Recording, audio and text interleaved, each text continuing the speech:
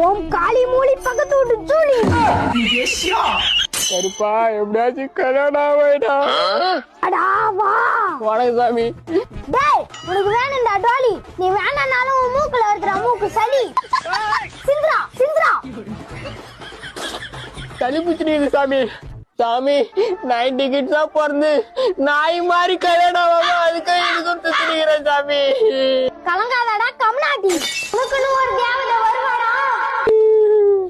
சாமி தேவதை கிடைச்சிட்டா சாமி. நம்ம கோயில்ல எல்லாம் அழுக்கான முடிஞ்சாதானே இருக்கும்.